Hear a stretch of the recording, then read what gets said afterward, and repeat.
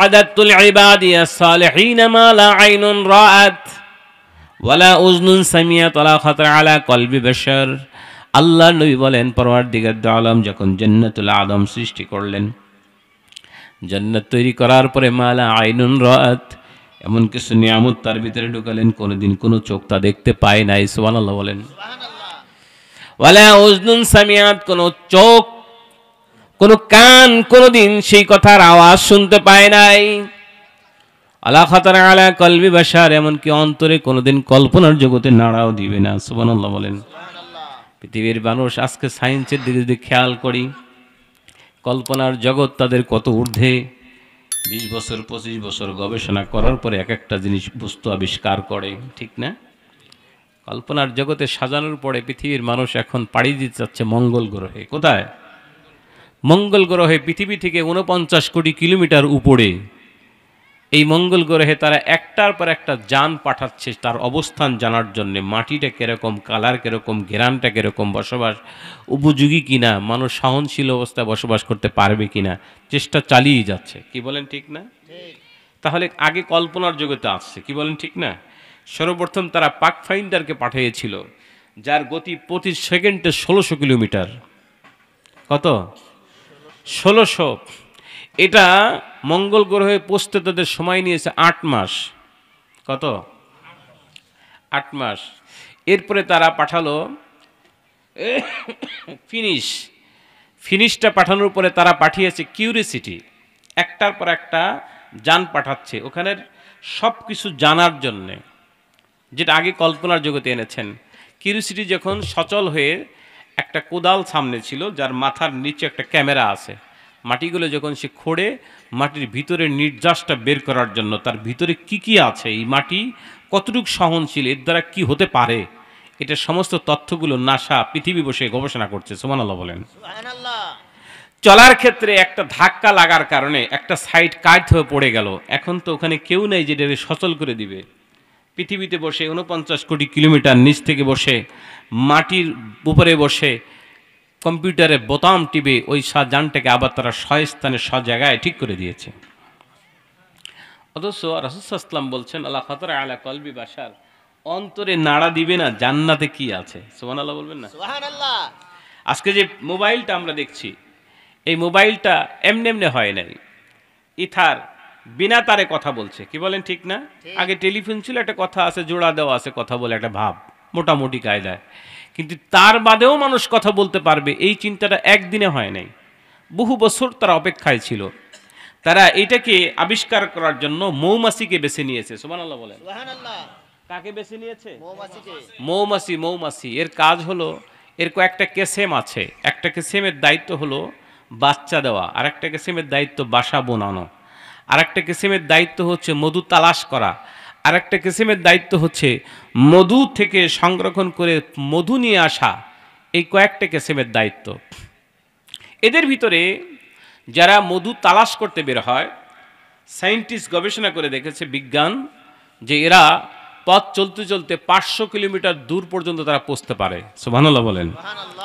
সেখানে গিয়ে মধু পাইলে যিনি মধু তালাশ করতে গিয়েছেন, ওই মৌমাছির দায়িত্ব হলো ওখান থেকে ইথারের মাধ্যমে বিনা তারে তরঙ্গের সাথে কথা বলে যারা মধু তালাশ করে সংরক্ষণ করে নিয়ে আসবে, বাসায় অবস্থান করছে, তাদের কানে পৌঁছে দেয়। সুবহানাল্লাহ বলেন। সুবহানাল্লাহ। অর্থাৎ এই যারা বাসায় বসা আছে, এদের মাথার কাছে এন্টিনার মতো একটা চিকন সু দাঁড়িয়ে আছে, ওখান থেকে তারা পাখা দিয়ে এরকম তরঙ্গ সৃষ্টি করে, বাতাসের আওয়াজটা এই ইথারে ধরা পড়ে যে অমুক অঞ্চলে অমুক জায়গায় মধু পাওয়া গেছে। সুবহানাল্লাহ বলেন। সুবহানাল্লাহ। আমি তো খালি খিচুড়ি খাই আর ব্যাস এডিনে পড়ে থাকি, কিন্তু গবেষণা তো তারা বসে নেই, করছে। কি বলেন, ঠিক না? ব্যাস সেখান থেকে মুহূর্তের ভিতরে তারা উড়াল দিয়ে সেই জায়গায় চলে যায়, বিভিন্ন গাছের নির্যাস ফল থেকে মধুগুলো সংরক্ষণ করে। একটা কোনোটা মিষ্টি, কোনোটা হালকা মিষ্টি, কোনোটা তিতা, কোনোটা টক, বিভিন্ন ধরনের রস নিয়ে আসে। কি বলেন, ঠিক না? কিন্তু এইটাকে মডিফাই করে একরকম স্বাদ বের করে দেন কে? লজ্জা পাচ্ছেন আল্লাহ বলতে? একটু গলা ছেড়ে বলেন না আল্লাহ।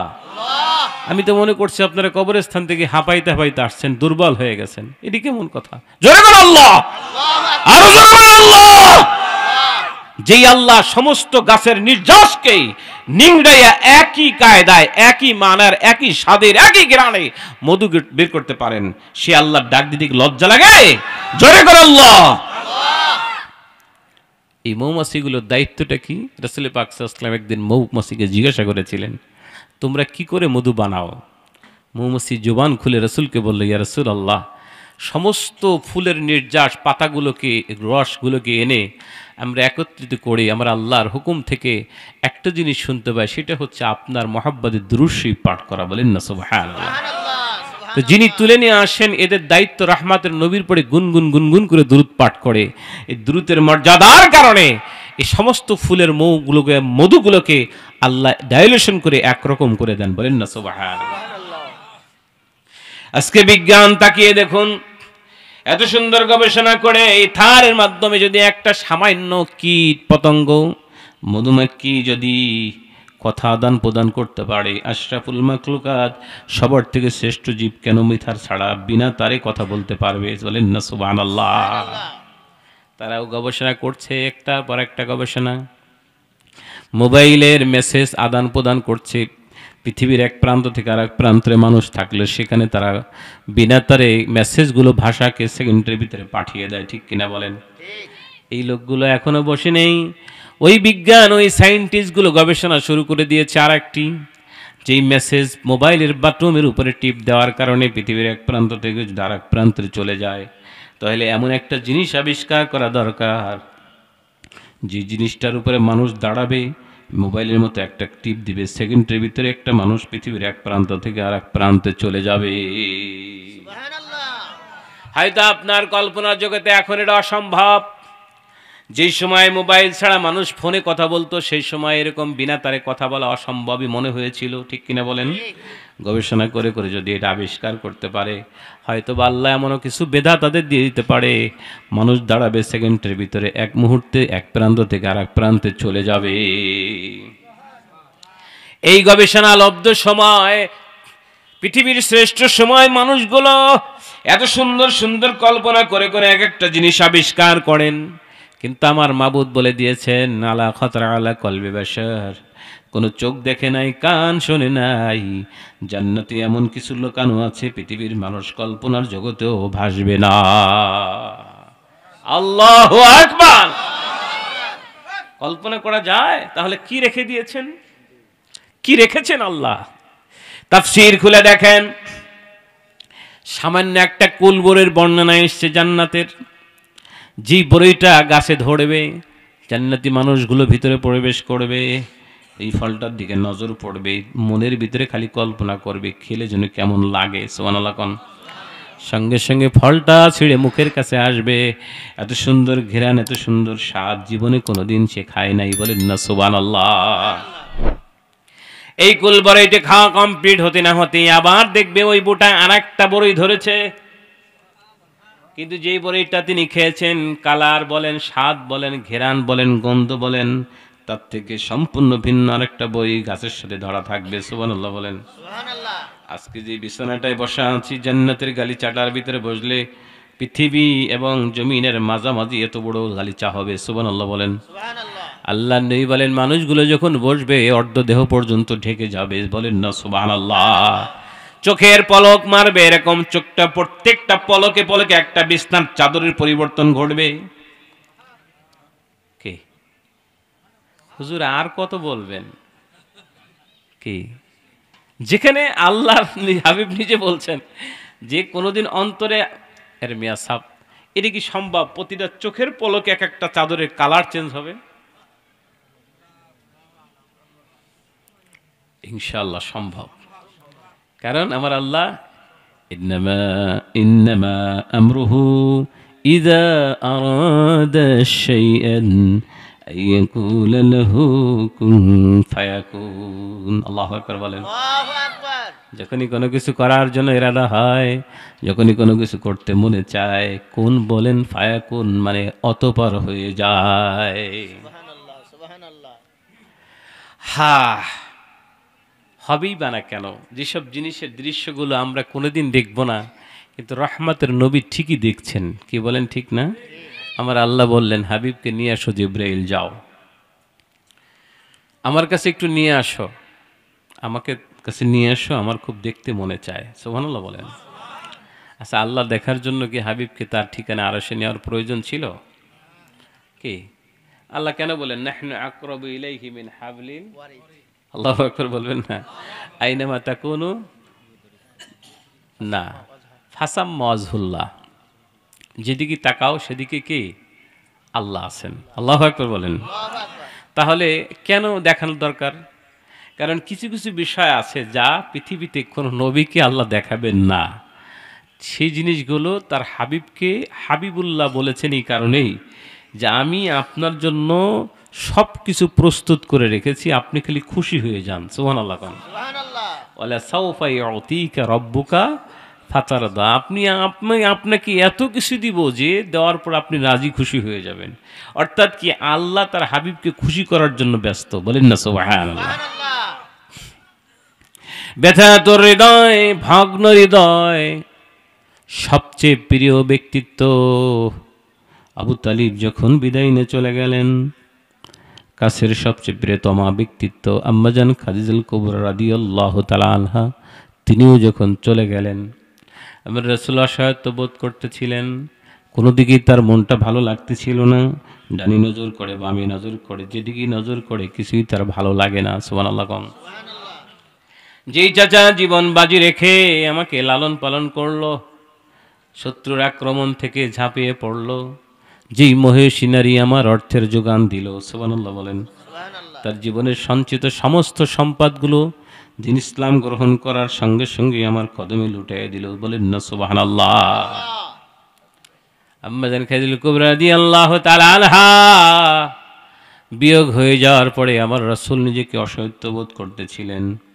সেই সময় জিবরিলকে বললেন, জিবরাইল এখন যাও, আমার কিছু দেখানো এখনো বাকি আছে। বলেন না সুবহানাল্লাহ। এজন্য আল্লাহ বলছেন সুবহানাল্লাযী আসরা বিআবদিহি লাইলাম মিনাল মাসজিদিল হারামি ইলাল মাসজিদিল আকসা। আল্লাহু আকবার বলেন। আল্লাহু আকবার। আগেই নিজের সত্তার কসম, আগেই নিজের পবিত্রতা ঘোষণা করেছেন যে আমি এমন কিছু করছি যাতে মানুষ হয়রান হয়ে না যায়, যে জিনিসটার দৃশ্য দেখলে বা ঘটে গেলে মানুষ যেন বিলাপ না পারে। এই জন্য আল্লাহ আগেই নিজের তাসবিহ পড়ে প্রশংসা করে মানুষদেরকে অভয় বানিয়ে দিয়েছেন, আমি কিছু অলৌকিক জিনিস দেখাবো, তোমরা যেন ঘাবড়িয়ে যেও না। বলেন না সুবহানাল্লাহ। আসরা বিআবদিহি, আব্দুন না বললে আবার আগের গ্রুপের মতো উল্টাপাল্টা কিছু করে বসবে।